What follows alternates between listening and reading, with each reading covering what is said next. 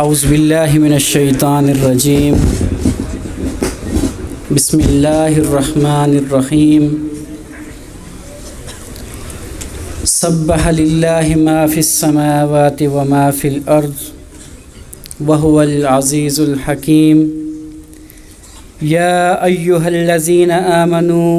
لم تقولون ما لا تفعلون کبر مقتا عند اللہ ان تقولوا ما لا تفعلون ان اللہ یحب الذین یقاتلون فی سبیلہ صفا کأنہم بنیان مرصوص وَإِذْ قَالَ مُوسَىٰ لِقَوْمِهِ يَا قَوْمِ لِمَ تُؤْذُونَنِي وَقَدْ تَعْلَمُونَ أَنِّي رَسُولُ اللَّهِ إِلَيْكُمْ فَلَمَّا زَاغُوا أَزَاغَ اللَّهُ قُلُوبَهُمْ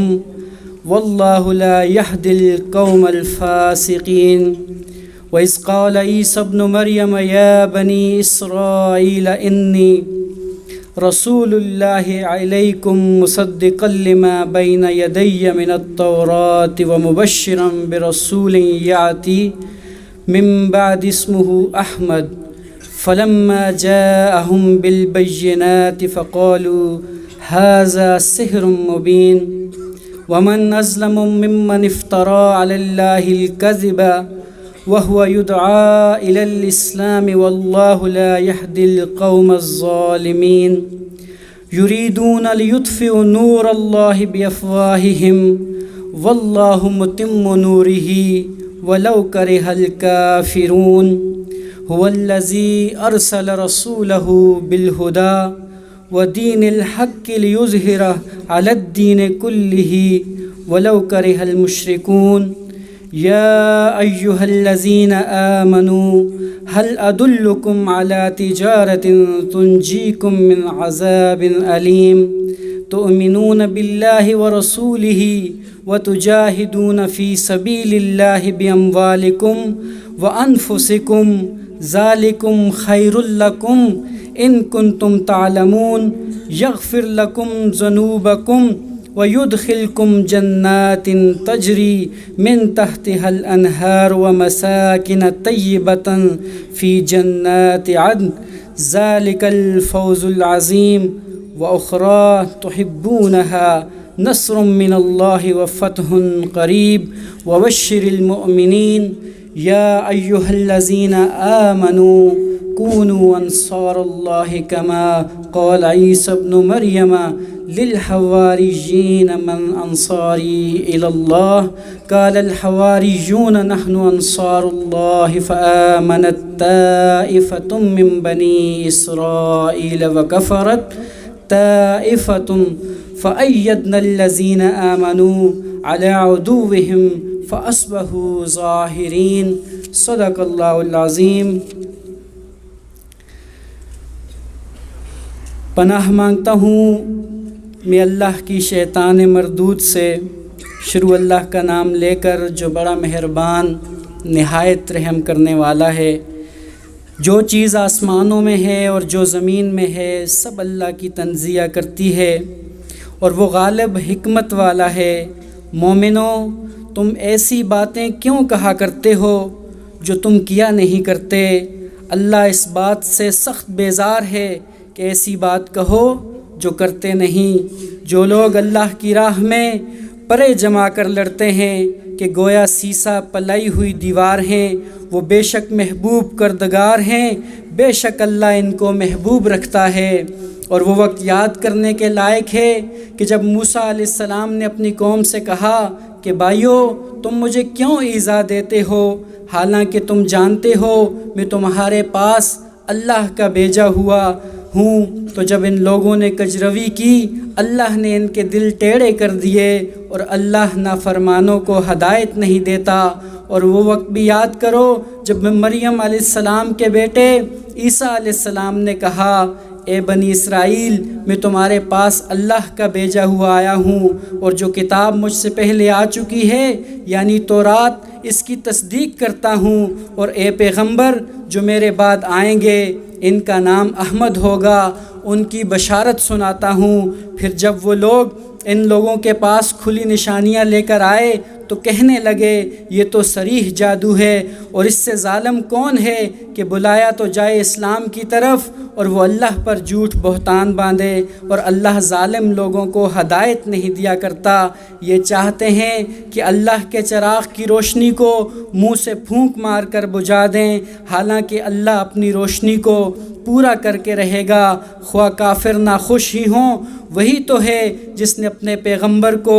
ہدایت اور دین حق دے کر بھیجا تاکہ ایسی اور سب دینوں پر غالب کرے، خواہ مشرکوں کو یہ کتنا ہی برا کیوں نہ لگے۔ مومنوں، میں تم کو ایسی تجارت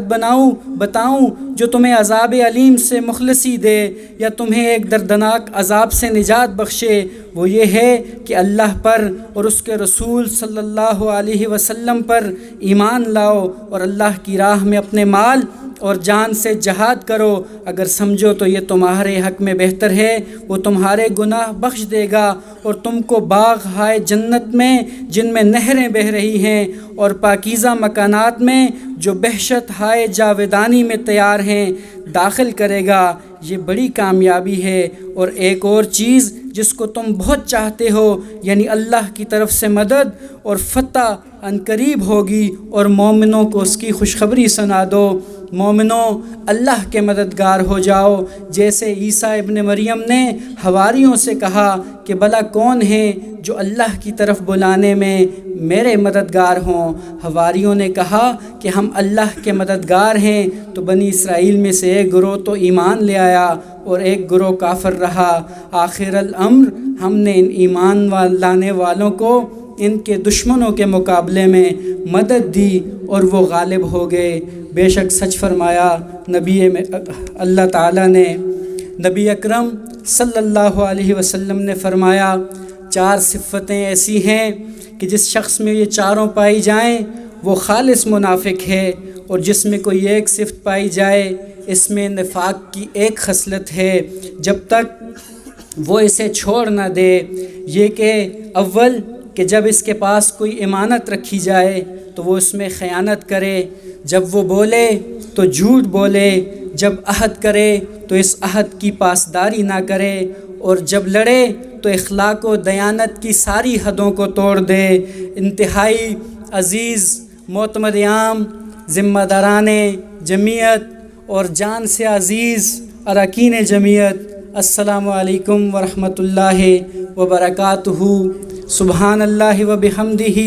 سبحان اللہ العظیم کہ اسلامی جمعیت طلبہ پاکستان اپنے سالانہ اجتماع برائے ارکان کے موقع پر اپنی مرکزی اور صوبائی قیادت کے چناؤ اور انتخاب کا مرحلہ مکمل کر چکی ہے۔ ہم اس پر اللہ رب العالمین کا شکر ادا کرتے ہیں۔ عزیز اراکین جمعیت، میں اپنی تمام تر بشری کمزوریوں کے ساتھ آپ کے سامنے یہاں ناظم اعلیٰ کی حیثیت پر سٹیج پہ کھڑا ہوں۔ میں صلاحیت میں اور صالحیت میں اپنے پیش روؤں کا اشیر بھی نہیں ہوں، اور میرے سامنے موجود یہ جو اراکین جمعیت ہیں ان میں سے ہر ایک اپنی ایک داستان رکھتا ہے۔ ان میں سے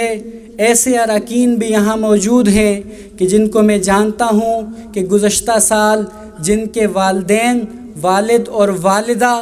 دونوں اس دار فانی سے کوچ کر گئے، لیکن انہوں نے یہ پورا سیشن اسلامی جمعیت طلبہ کی ذمہ داری میں گزارا ہے۔ میرے سامنے ایسے اراکین جمعیت بھی موجود ہیں کہ جن کے سر پر والد کا سایہ شفقت موجود نہیں ہے، وہ اپنے گھر کے واحد کفیل ہیں، ان پر ذمہ داریوں کا ڈھیروں بوجھ ہے۔ وہ جمعیت کی ذمہ داری کے ساتھ ساتھ اپنے گھر کی کفالت کا فریضہ بھی سر انجام دیتے ہیں۔ میں ایسے اراکین جمعیت کو بھی جانتا ہوں کہ جو اپنے گھر کے ذمہ دار ہیں اور گھر میں سب سے بڑے ہیں، اور ان سے چھوٹے بھائی وہ اچھی جابز کر رہے ہیں، وہ مزدوری کر رہے ہیں، وہ کچھ کما کے گھر میں لا کے دے رہے ہیں، اور یہ جب اپنی ذمہ داری کا بوجھ دن کو پورا کرنے کے بعد رات کو اپنے گھر میں جاتے ہیں تو اپنے والدین سے اپنی نگاہیں نہیں ملا پاتے، اپنے ان چھوٹے بھائیوں سے اپنی نگاہوں کو نہیں ملا پاتے، اور اس سب کے باوجود ان میں کچھ ایسے بھی ہیں کہ جو پاکستان کے اعلیٰ تعلیمی اداروں سے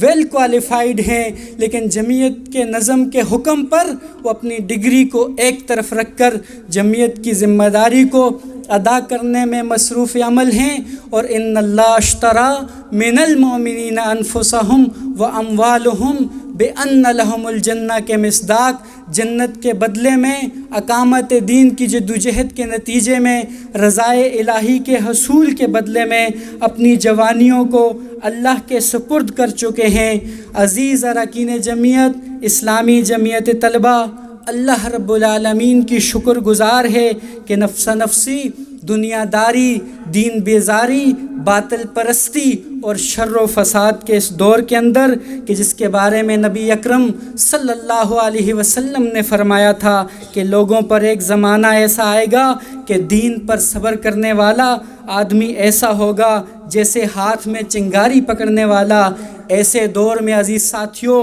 جمعیت اپنے نصب العین پروگرام اور اپنے متعین کردہ اصولوں اور طریقہ کار کے اندر رہتے ہوئے اپنی منزل کی جانب گامزن ہے۔ اس طویل اور کھٹن سفر کی راہ میں کار نبوت اور فریضہ اقامت دین کی جدوجہد میں ہر اول دستے کا کردار ادا کرتے ہوئے اپنی کسی بھی نوعیت کی خدمت بجا لانے پر اللہ رب العالمین کا شکر ادا کرتی ہے، اور کوتاہیوں اور لغزشوں پر اللہ رب العالمین سے عفو و درگزر کی طالب ہے، اور مزید ہدایت و توفیق کی متمنی بھی ہے۔ عزیز اراکین جمعیت، یہ اسلامی جمعیت طلبہ مولانا مودودی رحمہ اللہ کا بویا ہوا وہ بیج ہے، وہ سید مودودی علیہ رحمہ کہ جنہوں نے جامد مذہبیت کے دور میں کسی مصلحت، کسی مداحنت، کسی مفاہمت اور کسی مرعوبیت کے بغیر پوری قوت اور استدلال کے ساتھ دین مبین کا انقلابی تصور پیش کرتے ہوئے بتایا کہ دین ایک مکمل ضابطۂ حیات ہے اور حق و باطل کی کشمکش کا نام ہے، اور ایمان کا تقاضا اسی وقت پورا ہو سکتا ہے کہ جب غلبہ دین حق کی جدوجہد کی جائے۔ مولانا مودودی کے شجر سایہ دار سے فیض حاصل کرنے والوں کی، سابقین کی، احباب کی ایک پوری کہکشاں ہے کہ جس کے ہر ستارے نے جدوجہد اور عزیمت، ایثار و قربانی کے نمونے قائم کیے ہیں۔ انہی کی لازوال قربانیوں کا ثمر یہ اسلامی جمعیت طلبہ آج میرے اور آپ کے ہاتھوں میں ہے۔ ہم ان سب شہداء، ان سب سابقین، ان سب احباب کے لیے دعا گو ہیں کہ رب کریم ان کو اجر عظیم سے نوازے اور مولانا مودودی رحمہ اللہ پر اپنی رحمتوں کا نزول فرمائے۔ حضرت انس رضی اللہ تعالیٰ عنہ سے مروی ہے کہ نبی اکرم صلی اللہ علیہ وسلم نے فرمایا کہ جس شخص میں یہ 3 باتیں ہوں گی وہ ایمان کا مزہ پائے گا۔ جو شخص صرف اللہ کی رضا کے لیے کسی سے دوستی کرے، تمام لوگوں اور چیزوں سے زیادہ اللہ اور اس کے رسول کو چاہے، جو آگ میں ڈالا جانا پسند کرے مگر پھر بھی کفر اختیار نہ کرے جبکہ اللہ نے اس کو کفر سے نجات دے دی ہو۔ اس حدیث کے مصداق میرے عزیز دوستو، اسلامی جمعیت طلبہ عہد حاضر میں بھی ان صفات و اوصاف کو زندہ رکھے ہوئے ہے کہ جو صحابہ کرام رضوان اللہ نے نبی اکرم صلی اللہ علیہ وسلم کی قیادت میں قائم کی تھی۔ یہ کیسی اسلامی جمعیت طلبہ ہے کہ فلسطین کے اندر ایک مسلمان کا لہو بہتا ہے تو پنجاب کے اندر اسلامی جمعیت طلبہ کا کارکن فلسطینیوں سے رشتہ کیا لا الہ الا اللہ کا نعرہ لگاتا ہے۔ افغانستان کے کوہساروں میں اگر کسی مظلوم مسلمان کا لہو بہتا ہے تو خیبر کی چٹانوں کے اندر اسلامی جمعیت طلبہ کا کارکن نعرہ لگاتا ہے کہ افغانیوں سے رشتہ کیا لا الہ الا اللہ۔ جامعہ کراچی کے اندر کسی کارکن کے زخمی ہونے کی اطلاع ملتی ہے تو گلگت میں بیٹھا ہوا ایک کارکن وہ بے چین ہو جاتا ہے۔ جامعہ پنجاب کے اندر کسی رکن کی گرفتاری کی اطلاع ملتی ہے تو پشاور کیمپس میں بیٹھا ہوا رکن وہ بے قرار ہو جاتا ہے۔ یہ اسلامی جمعیت طلبہ ہے کہ جس نے اس عہد حاضر میں مواخات، انسانیت، بھائی چارے اور امت کے لفظ کا بھرم رکھا ہوا ہے۔ بلا شبہ میرے عزیزو یہ رب کریم کا خاص انعام ہے، اور یہ اسی کی توفیق سے ممکن ہے کہ ہم اس اسلامی جمعیت طلبہ کا حصہ ہیں۔ میرے عزیز دوستو اور ساتھیو،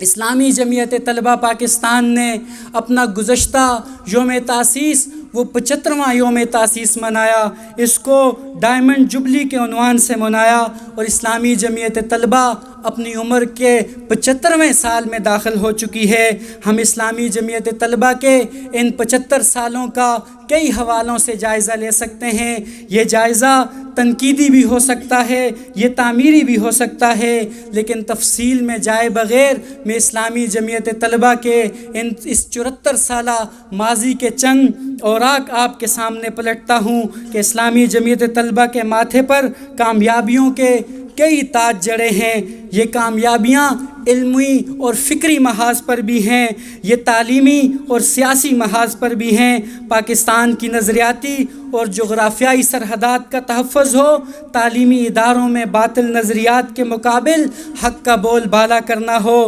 طلبہ حقوق کی جدوجہد ہو، طلبہ یونین کے میدان میں انتخابات میں کامیابی کے جھنڈے گاڑنے ہوں، تحریک ختم نبوت ہو یا بنگلہ دیش نامنظور تحریک ہو، طلبہ یونین کی بحالی کی جدوجہد ہو یا پھر بورڈ آف گورنر نامنظور کی تحریک ہو، ایسی سینکڑوں مہمات ہیں، ایسی ہزاروں سرگرمیاں ہیں کہ جو اسلامی جمعیت طلبہ نے کامیابی سے ممکن بنائی ہیں، اور اس ادوار کے اندر، ہر دور کے اندر، ہر ظالم وقت نے، ہر جابر وقت نے یہ چاہا کہ وہ اس اسلامی جمعیت طلبہ کو پاکستان کے اس نقشے سے مٹا دے، لیکن اقبال نے کہا تھا وہ چنگاری خس و خاشاک سے کس طرح دب جائے، جسے حق نے کیا ہو نیستاں کے واسطے پیدا۔ عزیز کارکنان جمعیت، یہ اسلامی جمعیت طلبہ جو اپنے 74 سال مکمل کر کے آج میرے اور آپ کے ہاتھوں میں ہے،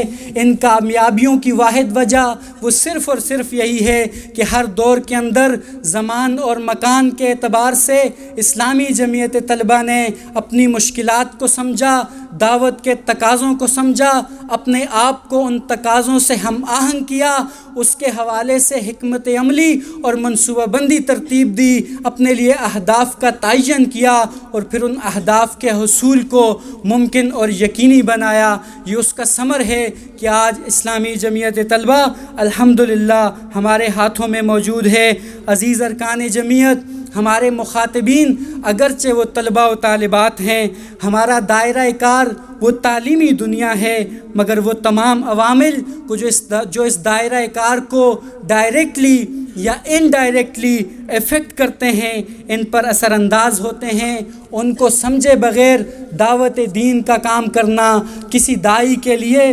ممکن نہیں ہے۔ عزیز دوستو اور ساتھیو، مرکزی مجلس شورا کے احساس کے تناظر میں، اپنے مشاہدات کے تناظر میں یا اپنے درد دل کے تناظر میں اراکین جمعیت کو رکن جمعیت ہونے کی حیثیت سے اپنی چند نکات پر مشتمل اپنی گفتگو کرنا چاہوں گا۔ سب سے پہلی اور بنیادی بات جو میرے اور آپ کے سامنے ہے وہ ہماری اپنی ذات ہے۔ ہم اسلامی جمعیت طلبہ کے رکن بعد میں ہیں، ہم مسلمان اس سے پہلے ہیں۔ یہ رکنیت یہ تو دراصل ایمان کی تجدید کا ٹول ہے، یہ رکنیت یہ تو دراصل ہمیں شعوری اور باعمل اور شعوری مسلمان بنانے کا ایک زینہ ہے۔ اس لیے میرے دوستو اور ساتھیوں، اس نسبت سے ہم پر 100 گنا بڑھ کر یہ ذمہ داری عائد ہوتی ہے کہ ہم اپنی شخصیت کو اور ہم اپنی ذات کو ان اوصاف سے مزین کریں کہ جو ایک مسلمان کی حیثیت سے بھی اور ایک رکن جمعیت کی حیثیت سے بھی اور پھر ایک ذمہ دار کی حیثیت سے بھی اور پھر دعوت دین کا نام لینے والے ایک داعی کی حیثیت سے بھی ہم پر لازم ہیں۔ اس میں چند چیزیں جو بنیادی اہمیت کی حامل ہیں، ان میں سب سے پہلی یہ ہے کہ ہم اپنے عقائد کی درستی کریں، اسلام کا صحیح فہم حاصل کریں، اور اس درستی اور اسلام کے صحیح فہم کے جو ماخذ ہیں وہ قرآن اور سیرت رسول صلی اللہ علیہ وسلم ہیں۔ عزیز اراکین جمعیت، یہ قرآن کریم کہ جو روز قیامت اپنے پڑھنے والوں کے لیے جھگڑا کرے گا، سفارشی بن کر کھڑا ہوگا۔ یہ قرآن کریم کہ جو کتاب ہدایت ہے، ذالک الکتاب لا ریب فیہ ھدی للمتقین، کہ قرآن کریم کہ جس کے بارے میں نبی اکرم صلی اللہ علیہ وسلم نے کہا تھا کہ اے میرے اللہ، میں تیرا بندہ، میں تیرے بندے کا بیٹا، میں تیری بندی کا بیٹا، میری پیشانی تیرے ہاتھ میں ہے، تیرا حکم مجھ پر جاری و ساری ہے، میرے متعلق تیرا فیصلہ عدل و انصاف پر مبنی ہے، میں تجھ سے تیرے سب اسماء حسنہ کے واسطے سے سوال کرتا ہوں جو تو نے اپنی ذات کے لیے رکھے ہیں، یا کسی کتاب میں نازل کیے ہیں، یا کسی مخلوق کو سکھائے ہیں، یا اپنے پاس ہی رکھنے پسند کیے ہیں۔ تو قرآن کو میرے دل کی بہار، تو قرآن کو میرے سینے کا نور، تو قرآن کو میرے غم و اندوہ کا اور میرے دکھوں کا مداوا بنا دے۔ قرآن میں ہو غوطہ زن اے مرد مسلمان، اللہ کرے عطا تجھے جد و تو کردار۔ یہ قرآن کریم یہ پہلی سیڑھی ہے۔ میرے عزیزو دوستو، دعوت کے میدان میں دوسری اہم چیز وہ عبادات کا شغف ہے، اور عبادات میں اول مرکزیت جس چیز کو حاصل ہے وہ فرائض ہیں، اور فرائض میں بھی سب سے بنیادی نوعیت کا جو فرض ہے وہ نماز ہے، جو دن میں 5 مرتبہ رب کائنات سے ملاقات کا وسیلہ و ذریعہ ہے کہ ہم اپنے تمام دکھ، اپنے تمام مسائل، اپنی تمام پریشانیاں اس رب کے حضور کھڑے ہو کر اس کے گوش گزار کر دیں، اس سے استعانت طلب کریں، اس سے مدد و نصرت طلب کریں، اس سے اپنے لیے سکینت طلب کریں۔ میرے عزیزو اور دوستو، یہ نماز کہ جو نبی اکرم صلی اللہ علیہ وسلم کی آنکھوں کا نور، دین کا ستون اور مومن کی معراج ہے، جو قوت و توانائی کی فراہمی کا ذریعہ اور سبب ہے۔ میرے عزیزو اور میرے دوستو، نبی اکرم صلی اللہ علیہ وسلم اور صحابہ کرام رضی اللہ عنہم کی نمازوں کے تذکرے ہم پڑھتے ہیں، ہمارے رونگٹے کھڑے ہو جاتے ہیں کہ عشرہ مبشرہ اور خود نبی مہربان صلی اللہ علیہ وسلم کہ جب نماز پڑھتے تھے، اس میں قرآن کی تلاوت کرتے تھے تو اتنا روتے تھے کہ رونے سے چہرے اور آنکھوں میں ورم آ جاتا تھا۔ امام حسن البنا کہ جنہیں ہم امام کہتے ہیں، جن کے ہم تذکرے کرتے ہیں، کسی نے ان سے پوچھا کہ سب سے زیادہ دعوت کے میدان میں لذت کس چیز میں ہے اور محسوس کی، تو انہوں نے فرمایا کہ جب میں قاہرہ کی گلیوں میں گھوم کر مؤذنین کو اذان کے لیے جگاتا تھا اور پھر نیل کے کنارے بیٹھ کر ان کی اذان کو سنا کرتا تھا۔ میرے عزیزو اور دوستو، تیسری اہم چیز وہ اخلاص اور للہیت ہے۔ وما امروا الا لیعبدوا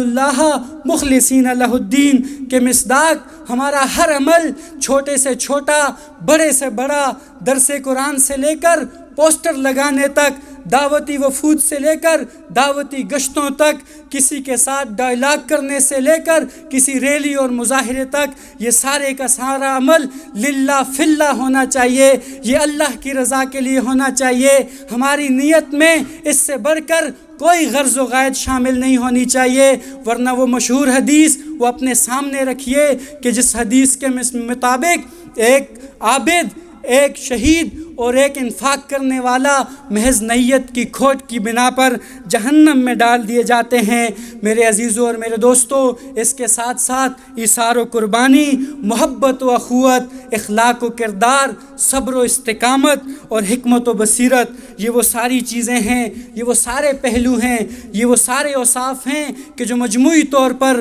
ہمارے تربیتی نظام سے متعلقہ ہیں، اور ہمارا تربیتی نظام کہ جو کئی اجزاء پر مشتمل ہے، جن میں علمی، فکری، روحانی تربیت بھی ہے، جس میں اخلاقی تربیت بھی ہے، جس میں تنظیمی تربیت بھی ہے، جس میں جسمانی تربیت بھی ہے، اور جس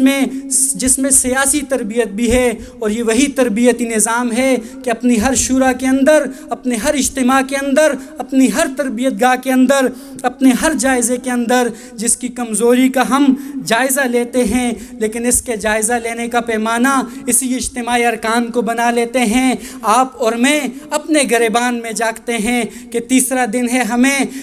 3 دنوں میں کتنی بار قرآن کریم کا مطالعہ کیا ہے، تیسرا دن ہے، ہمیں کتنی بار بذات خود اپنی ذمہ داری کا احساس کرتے ہوئے خود نماز کے لیے بیدار ہوئے ہیں، کتنے دن ہم نے اپنے آپ کا محاسبہ کیا ہے؟ کتنے دن ہم نے پروگرام کے اندر دلچسپی سے، سنجیدگی سے اپنے پروگرامات کو اٹینڈ کیا ہے؟ میرے عزیزوں اور میرے دوستوں، جمعیت کا رکن ہو اور اس کو جھنجھوڑ کر نماز کے لیے بیدار کیا جائے، یہ ممکن نہیں ہے، یہ متضاد چیزیں ہیں۔ جمعیت کا رکن ہو، اس کو آوازیں دی جائیں کہ اجتماع گاہ کے اندر آ جاؤ، یہ جمعیت کے رکن کے شایان شان نہیں ہے۔ جمعیت کا رکن ہو، اس کو توجہات کرائی جائیں کہ سنجیدگی اور وقار کا مظاہرہ کیجئے، یہ اجتماعی ارکان ہے، اور وہ ایسا نہ کرے، یہ جمعیت کے رکن سے متضاد صفت ہے۔ میرے عزیزوں اور میرے دوستوں، امام حسن البنا نے کہا تھا کہ جس وقت تم میں سے 300 ایسے دستے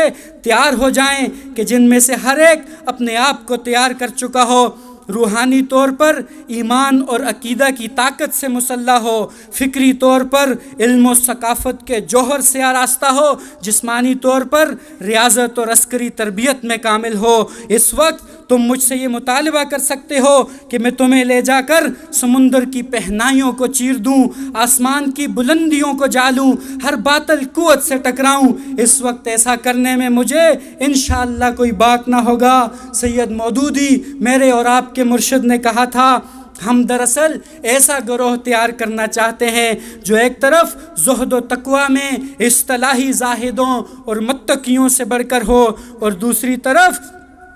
دنیا کے انتظام چلانے کی قابلیت و صلاحیت دنیا داروں سے زیادہ رکھتا ہو۔ صالحین کی ایسی جماعت منظم کی جائے کہ جو خدا ترس بھی ہو، راست باز بھی ہو، دیانتدار بھی ہو، خدا کے پسندیدہ اخلاق و اوصاف سے آراستہ بھی ہو، اور اس کے ساتھ دنیا کے معاملات کو دنیا داروں سے زیادہ سمجھنے والی ہو۔ میرے عزیزوں اور میری دوستوں، میری گفتگو کا دوسرا نقطہ وہ علمی و فکری تیاری کی ضرورت ہے۔ ہماری شورا کے احساس ہوں، ہماری گفتگوؤں کا محور و مرکز ہوں یا موجودہ منظر نامہ ہو، اس کے اندر اس کی بہت اہمیت ہے۔ جس عہد اور معاشرے میں ہم اقامت دین کی جدوجہد کے لیے افراد کار کی تیاری کا کام کر رہے ہیں، یہ عہد اپنی تمام تر خصوصیات باطلہ کے ساتھ جاہلانہ افکار و نظریات کے عروج کا دور ہے۔ امت مسلمہ مجموعی طور پر تمام شعبہ ہائے زندگی میں پسپائی اور مغلوبیت کا شکار ہے۔ مغربی تہذیب کے زیر سایہ سو کال جمہوری نظام کہ جس میں انسان ہی رشد و ہدایت کا ذریعہ ہو، کہ جس میں سیکولرزم اور لبرلزم کے دل فریب نعرے ہیں، اور اس نظام نے انسانی زندگی کے، مسلم معاشروں کی انسانی زندگی کے تمام دائروں کو اپنی غلامی میں لے لیا ہے، اور ان تمام دائروں کو باطل نظریات، افکار و خیالات کا غلام بنا دیا ہے۔ میرے عزیزوں اور میرے دوستوں، آج کے ہمارے معاشرے کے نوجوان کا لائف سٹائل وہ بھی ان افکار اور نظریات کے تابع ہو چکا ہے۔ وہ نوجوان کہ جو میری اور آپ کی دعوت کا ڈائریکٹ مخاطب ہے، مغرب سے مستعار لیے ہوئے اس نظام کے زیر سایہ معیشت سود کی جکڑ بندیوں میں عالمی مالیاتی اداروں کی غلام ہے۔ اس نظام کے زیر سایہ نظام سیاست کسی فکر و نظریہ، مکالمہ و کردار اور کارکردگی نہیں بلکہ چاپلوسی اور غلامی کی مرہون منت ہے۔ اس نظام کے تحت نظام انصاف میں سب کچھ میسر ہے، اور اگر میسر نہیں تو وہ انصاف نہیں ہے۔ اس نظام کے تحت نظام تعلیم طبقات در طبقات تقسیم فرسودہ اور ناکارہ نظام تعلیم ہے، اور اس نظام کے تحت ہمارا معاشرتی اور ہمارا خاندانی نظام کہ جو اپنی شاندار روایات اور اقدار کا حامل تھا وہ تیزی سے ان اقدار کو کھو رہا ہے۔ آج جس معاشرے میں ہم زندہ ہیں، ان معاشرے میں ہم ایسے نعروں کو سن رہے ہیں، ایسے موضوعات کی ترویج اور ابلاغ کو دیکھ رہے ہیں کہ جس کا تصور آج سے 20 سال پہلے محال تھا۔ وہ چاہے توہین رسالت کا معاملہ ہو، وہ ختم نبوت کا معاملہ ہو، وہ خدا کے وجود کی بات ہو، وہ فیمینزم ہو، وہ ہم جنس پرستی ہو، یہ سارے وہ عنوانات ہیں، اور اس سے ملتے جلتے کئی عنوانات ہیں کہ جو عالمی اور بین الاقوامی موضوعات کے تناظر میں جن سے ہمارا سابقہ درپیش ہے۔ یہ سب میرے عزیز دوستوں اور ساتھیوں ہمارے لیے سوچنے کی بات ہے کہ ہم اپنے آپ کو مولانا مودودی رحمہ اللہ کے علمی اور فکری وارث کہتے ہیں. ہم یہ دعویٰ کرتے ہیں کہ ہم سیدی کے فکری جانشین ہیں. اس نسبت سے اور اس حیثیت سے آج کے اس پورے سیناریو کے اندر ہمارے ایک رکن کی اور ہمارے ایک ذمہ دار کی کیا تیاری ہے. میرے عزیزوں اور دوستوں، ان تمام عہد کے مسائل کو سامنے رکھتے ہوئے اسلام کے بنیادی اصولوں کی روشنی میں ان سب کا توڑ کرنا تو محال، ہم کم از کم خود بھی ان سے پوری طرح آگاہ نہیں ہیں. میرے دوستوں اور ساتھیوں، سید مودودی رحمہ اللہ کے فکری وارث ہونے کی حیثیت سے اپنے مولانا مودودی رحمہ اللہ نے اپنے دور کے اندر اس سے کئی گنا بڑے فسادات کا، چیلنجز کا، افکار کا، نظریات کا مقابلہ کیا تھا، توڑ کیا تھا، جواب دیا تھا. متبادل نظام اسلام سے اجتہاد کر کے پیش کیا تھا. میرے دوستوں اور ساتھیوں، یہ ہم پر منحصر ہے کہ ہم اپنے ماضی کے اوراق میں زندہ رہیں، ماضی کے کارنامے گنوائیں، یا پھر اپنے آپ کو اس علمی و فکری جنگ کے لیے تیار کر لیں. میرے عزیزوں، ایک مثال دیتا ہوں کہ اسلامی جمعیت طلبہ کے قیام کے بعد ہی سے پاکستان کے اندر اسلامی نظام تعلیم کا پورا اسپیکٹرم اور یہ پورا چیپٹر یہ اسلامی جمعیت طلبہ کے حوالے ہوا تھا. ہم اپنا جائزہ لیتے ہیں کہ آیا آج ہم اس قابل ہیں کہ ہم موجودہ حکومت کو اسلامی نظام تعلیم کا خاکہ دے سکیں. اسلامی نظام تعلیم کا خاکہ تو درکنار، موجودہ جو یکساں نصاب تعلیم کا مسئلہ ہے، ہم اب تک اپنی تمام تنظیموں کے اندر، چاہے وہ تعلیمی ہوں، اساتذہ کی ہوں، جمعیت کی ہوں، جماعت کی ہوں، ہم اس پر کوئی بھرپور مدلل جواب نہیں دے سکے ہیں. اس لیے میرے دوستوں اور ساتھیوں، ماضی میں زندہ رہنا ہے تو مولانا مودودی رحمہ اللہ کا یہ اقتباس سن لیجئے. مولانا مودودی لکھتے ہیں کہ دنیا اب آگے بڑھ چکی ہے، اس کو اب الٹے پاؤں ان منازل کی طرف واپس لے جانا ممکن نہیں ہے جن سے وہ 600 برس پہلے گزر چکی ہے. علم و عمل کے میدان میں رہنمائی صرف وہی کر سکتا ہے کہ جو دنیا کو آگے کی جانب لے کے جائے، نہ کہ پیچھے کی جانب. لہٰذا اب اگر اسلام دوبارہ سے دنیا کا امام اور رہنما بن سکتا ہے تو اس کی بس ایک ہی صورت ہے کہ مسلمانوں میں کچھ ایسے مفکر اور محقق پیدا ہوں کہ جو فکر و نظر اور تحقیق و اکتشاف کی بنیاد پر اپنی قوت سے ان بنیادوں کو ڈھا دیں کہ جن پر مغربی تہذیب کی موجودہ عمارت قائم ہے. قرآن کے بتائے ہوئے طریقے فکر و نظر پر آثار کے مشاہدے اور حقائق کی جستجو سے ایک نئے نظام فلسفہ کی بنیاد رکھیں جو خالص اسلامی فکر کا نتیجہ ہو. ایک نئی حکمت طبی نیچرل سائنس کی عمارت اٹھائیں کہ جو قرآن کی ڈالی ہوئی داغ بیل پر اٹھے. میرے عزیزوں اور دوستوں، اس کے لیے تیاری یہ اسلامی جمعیت طلبہ کا انتہائی اہم اور بہت بڑا چیلنج ہے، بلکہ یہ پوری تحریک اسلامی کا چیلنج ہے. میرے عزیزوں، اگلا نقطہ وہ پاکستان کے تعلیمی ادارے ہیں کہ جن کے اندر میں اور آپ پڑھتے ہیں، جن کے اندر ہم اقامت دین کے لیے رجال کار کی تیاری کا کام کرتے ہیں. اس وقت پاکستان کے مجموعی پرائمری سے لے کر گریجویشن اور پوسٹ گریجویشن تک کل تعلیمی اداروں کے اندر پڑھنے والے طلباء و طالبات جو پبلک سیکٹر کے اندر ہیں وہ 29.4 ملین ہیں، اور جو پرائیویٹ سیکٹر کے اندر ہیں وہ 22.70 ملین ہیں. 56% اس میں پبلک تعلیمی اداروں کے اندر ہیں اور 44% وہ پرائیویٹ سیکٹر کے اندر ہیں. اور پرائیویٹ سیکٹر کے اندر گزشتہ ایک دہائی کے اندر کئی گنا طلبہ کی تعداد میں اضافہ ہوا ہے. سرکاری اور پرائیویٹ جامعات کے جو فگرز ہیں اس کے اندر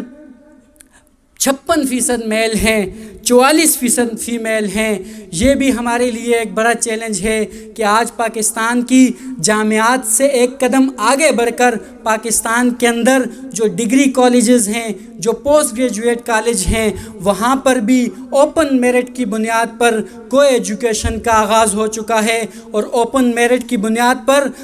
ہر سال کے اعتبار سے ہر سال طالبات کی ریشوں میں وہ اضافہ ہو رہا ہے۔ کراچی یونیورسٹی کے اندر 80% طالبات پڑھتی ہیں۔ اسلامی جمعیت طلبہ دعوت کا کام اگر تعلیمی اداروں کے اندر کر رہی ہے تو اس کو اس نقطے پر بھی سوچنا ہوگا۔ اور یہ جو پرائیویٹ جامعات ہیں کہ جن کے اندر مسلسل اضافہ ہو رہا ہے، اس وقت پاکستان کے اندر 111 سرکاری جامعات ہیں، 75 پرائیویٹ جامعات ہیں کہ جن کے اندر ہم بہت کم تعداد میں موجود ہیں، اور جن نظریات و افکار کی میں نے بات کی ہے وہ میکسیمم انہی جامعات کے زیر سایہ پلتے ہیں، پھلتے ہیں، پھولتے ہیں اور معاشرے کے اندر ٹرینڈز کو سیٹ کرتے ہیں۔ ہمارے لیے یہ بھی ایک چیلنج ہے۔ عزیز دوستو اور ساتھیو، میرا اگلا نقطہ وہ میڈیا ہے۔ ہم میڈیا کے دور میں زندہ ہیں۔ آج سے پہلے مولانا مودودی رحمہ اللہ کے وقت میں وہ لٹریچر کا زمانہ تھا،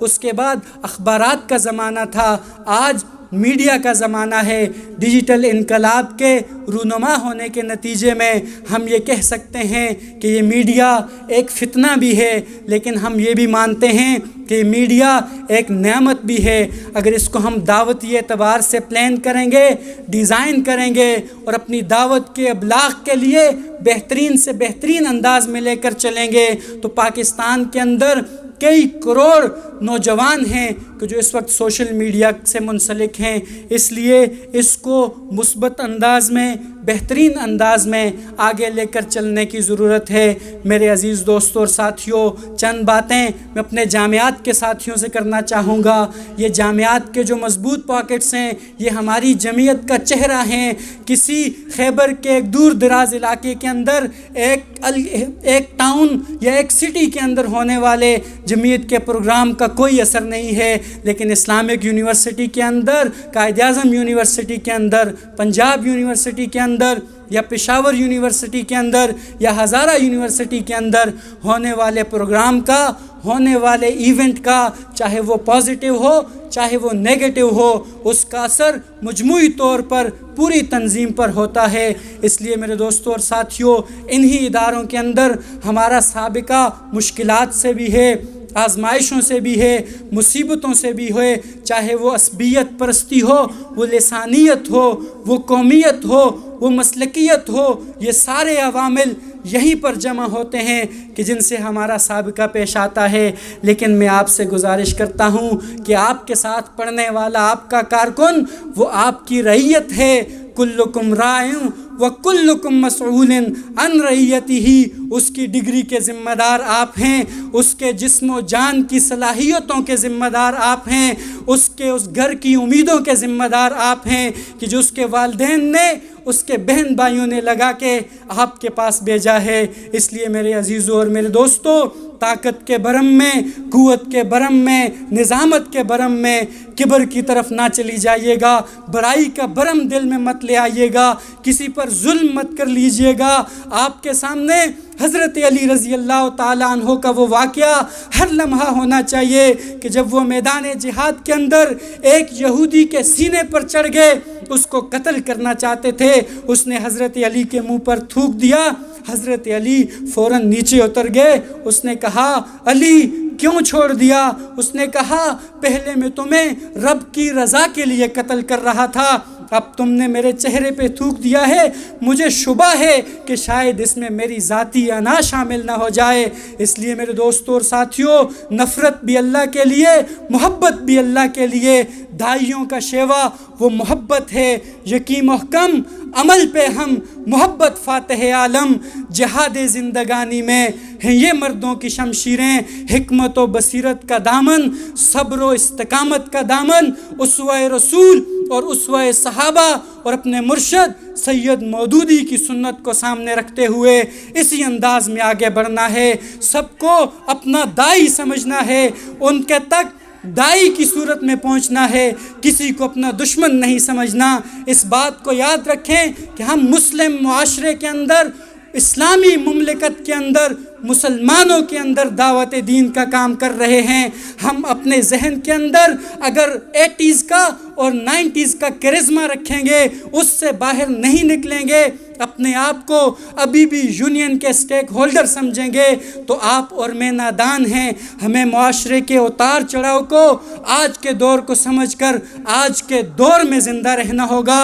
آپ پر بھیڑیوں کی طرح ہر کسی کی نظریں ہوتی ہیں اور آپ کی چھوٹی سی غلطی سفید کپڑے پر لگے بدنما داغ کی طرح وہ پورے ملک میں پھیل جاتی ہے۔ میرے عزیزوں اور دوستو، بہت احتیاط کے ساتھ، بہت خیال کے ساتھ، بہت صبر کے ساتھ آگے بڑھنا ہے۔ اس دور کے تقاضوں کو سمجھنا ہے۔ یہ ہاتھ کی جنگ نہیں ہے، یہ پستول کی جنگ نہیں ہے، یہ لاٹھی کی جنگ نہیں ہے، یہ دماغ کی جنگ ہے، اور دماغ کی جنگ کو وہی جیت سکتا ہے کہ جو صاحب عقل و بصیرت ہو۔ اس لیے میرے دوستوں اور ساتھیوں، آپ کی نظر اقبال کے یہ اشعار کرتا ہوں۔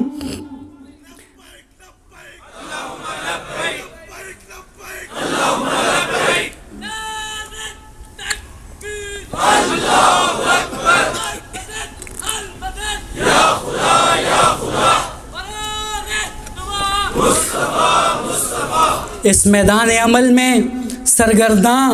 اور پیہم رواں ان ساتھیوں کے لیے اقبال نے شاید کہا تھا کہ اس کی نفرت بھی عمیق، اس کی محبت بھی عمیق، قہر بھی اس کا ہے اللہ کے بندوں پہ شفیق، پرورش پاتا ہے تقلید کی تاریکی میں، ہے مگر اس کی طبیعت کا تقاضا تخلیق، مثل خورشید سحر فکر کی تابانی میں، بات میں سادہ و آزادہ معانی میں دقیق، اس کا انداز نظر اپنے زمانے سے جدا، اس کے احوال سے محروم نہیں پیران طریق۔ میرے عزیز دوستوں اور ساتھیوں، آخری بات نظام جمعیت کے حوالے سے کروں گا۔ یہ نظام جمعیت ہے، اس کے نصب العین، اس کے پروگرام اور اس دستور کے تحت اسلامی جمعیت طلبہ کی شاندار اور درخشندہ روایات کہ آج میں آپ کے سامنے ہوں، مجھ سے سینئر یہاں پر بیٹھے ہیں، میرے سابق وہاں دریوں پر بیٹھے ہیں، ہم اس پر آنچ نہیں آنے دیں گے۔ میرے عزیزوں اور دوستو، نظام جمعیت کی پاسداری کا الف جو آپ کرتے ہیں، اس کے بعد آپ کو سمجھنا چاہیے کہ اپنے نظم سے بدگمان نہیں ہونا، اپنی شورا اور اس کے فیصلوں سے بدگمان نہیں ہونا، اپنے دل کو اپنے بھائی کے لیے کھوٹا نہیں رکھنا، اپنے دل میں دوسروں کے لیے بغض و عداوت نہیں رکھنا۔ رحماء بینہم کے مصداق مصمم اور مربوط تعلق کی بنیاد پر، اخوت و محبت کی بنیاد پر، یہی دستور فطرت ہے، یہی رمز مسلمانی، اخوت کی جہانگیری، محبت کی فراوانی کی بنیاد پر میرے عزیزوں اور میرے دوستوں، اپنی رائے کا بے لاگ اظہار اپنے فورم پر کرنا ہے، اپنے فیصلوں کے اوپر نقد و جرح اپنے فورم کے اندر کرنا ہے۔ جمعیت کسی اپنے رکن کو، کسی اپنے دستور اور روایات کے پاسداری کرنے والے کو یہ آزادی نہیں دے سکتی کہ وہ چوکوں اور چوراہوں میں یا میڈیا کے اوپر وہ یہ چیز کرے۔ اس کے ساتھ ساتھ میرے دوستوں اور ساتھیوں، ذمہ داریوں کی لالچ ہماری تحریک کے لیے جان لیوا ہے، زہر قاتل ہے۔ اثاثہ جات کی حفاظت، اس کا تحفظ میری اور آپ کی اولین ذمہ داری ہے۔ میرے دوستوں اور میرے ساتھیوں، یہاں پر وہ لوگ بھی بیٹھے ہیں کہ جو اگلے کچھ لمحوں میں اپنی عملی زندگی کے اندر چلے جائیں گے، ان کے لیے میں مولانا مودودی رحمہ اللہ کے یہ تحریر کرتا ہوں۔ اسلامی جمعیت طلبہ کو یہ حق پہنچتا ہے کہ وہ اپنے نوشتہ دیوار کا نام سحر رکھے کہ جس نظام تعلیم کی درسگاہوں کو دیکھ کر اکبر چیخ اٹھا تھا کہ افسوس کہ فرعون کو کالج کی نہ سوجی، اس کی کھوک سے موسیٰ صفت نسل جنم لینے لگے، تو یہ واقعی ایک سحر کی علامت ہے۔ لیکن خبردار، آپ کی یہ سحر کہیں صبح کاذب ثابت نہ ہو، اسے صبح صادق بنائیے۔ سحری کھا کر سو نہ جائیے، پو پھٹتے ہی نماز کی تیاری کیجیے۔ دوران تعلیم دین کا چرچا کرنا اور تعلیم سے فارغ ہوتے ہی دنیا کی طلب میں گم ہو جانا ایسا ہی ہے جیسے کوئی سحری کھا کر سو جائے۔ آپ کی نماز یہ ہے کہ جو تیاری آپ نے زمانہ طالب علمی میں کی ہے، اسے کالجوں سے نکلنے کے بعد پوری طرح اقامت دین کی صحیح میں استعمال کریں۔ اس طرح آپ رات کی تاریکی کو دن کی روشنی میں بدل سکیں گے۔ اس طرح آپ کی صبح صادق ثابت ہوگی۔ میرے عزیز دوستوں اور ساتھیوں، کوئی کسی کو یہ طعنہ نہ دے کہ آپ کا فلاں کارکن وہ تحریک اسلامی کا حصہ نہیں ہے، آپ کا فلاں کارکن وہ تحریک اسلامی کے نظم کی اطاعت نہیں کرتا، آپ کا فلاں کارکن وہ دنیا کی رنگینیوں میں اس کی چکا چوند کا اسیر ہو کے معاشرے کی رعنائیوں میں گم ہو چکا ہے۔ آپ کے ناظم کو کوئی یہ طعنہ نہیں ملنا چاہیے کہ آپ کا کارکن، آپ کا تربیت یافتہ وہ کسی ایسی تحریک کا حصہ ہے کہ جس کا مقصود اس دنیا داری ہے، جس کا مقصود دنیا کے لیے اقتدار ہے، جس کا مقصود اپنے مفادات ہیں۔ میرے عزیز دوستوں اور ساتھیوں، یہاں پہ کچھ ایسے ساتھی ہیں کہ جو اگلے لمحوں میں اپنی عملی زندگی میں جائیں گے، انہوں نے اپنی زندگی کے بہترین ایام اللہ رب العالمین کی اس راہ میں پیش کیے ہیں، اپنے پاؤں کو اس کی گرد سے آلود کیا ہے، اپنے ماتھے کو پسینے سے شرابور کیا ہے، اس راستے میں اپنا لہو بہایا ہے۔ میرے دوستوں اور ساتھیوں، شہداء کی امین کہ یہ پاسداران ہم انہیں دعاؤں کی سہارے میں رخصت کرتے ہیں، لیکن اس سے پہلے میں چاہوں گا کہ میں اور آپ یہاں سے رخصت ہونے سے پہلے رکنیت کا جو حلف ہم نے لیا تھا ہم اس کی تجدید کر لیں، ہم اس کو زندہ کر لیں اور ہم اس کو اپنے ذہنوں میں پیوست کر لیں کہ ہم نے اللہ رب العالمین سے اس دستور کے تناظر میں اسلامی جمعیت طلبہ کی رکنیت کا حلف اٹھاتے ہوئے کیا وعدے کیے تھے۔